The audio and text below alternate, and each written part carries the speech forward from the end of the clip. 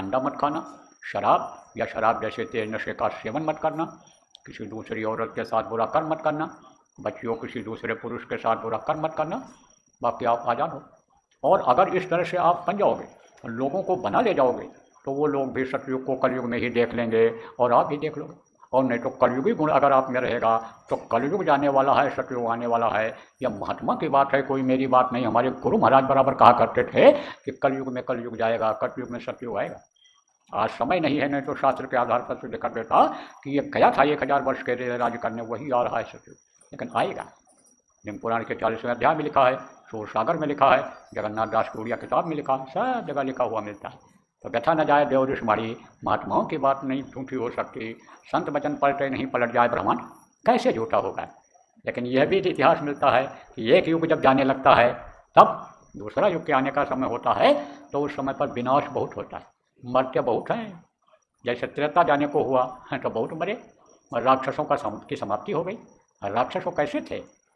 3 बुराइयां उनमें प्रमुख रूप से यही थी, मांस खाते थे, शराब पीते थे और दूसरे की औरत को गलत नज़र देखते थे, इसीलिए उनका विनाश हो गया, नाश हो गया। जो ये नहीं करते थे उनकी रक्षा हो गई।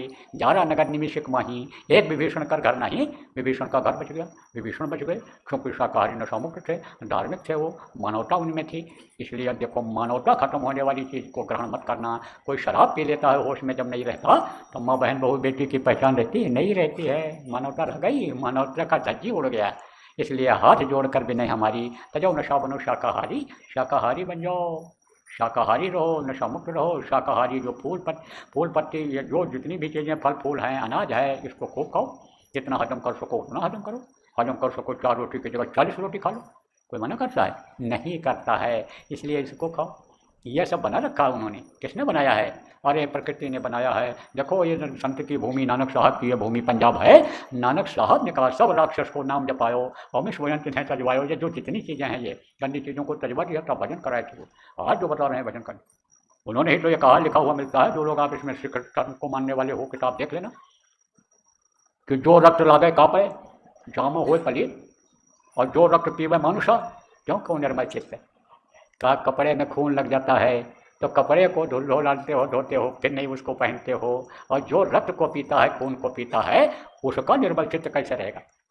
तो वो प्रभु कैसे मिलेगा जिसके लिए संत ने कहा कि निर्मल जन सो मोह पावा, मोहि कपट छल छिद्र न भावा। निर्मल मुझे प्यारे होते हैं, सच्चा हृदय वाला मुझे प्यारा होता है, जिसका अंतःकरण साफ होता है वो मुझे प्यारा होता है। इसलिए कैसे संभव होगा? इसलिए हाथ जोड़कर विनय हमारी, तजो नशा बनो शाकाहारी, छोड़ो व्यभिचार बनो ब्रह्मचारी, और सत्य को लाने की करो तैयारी।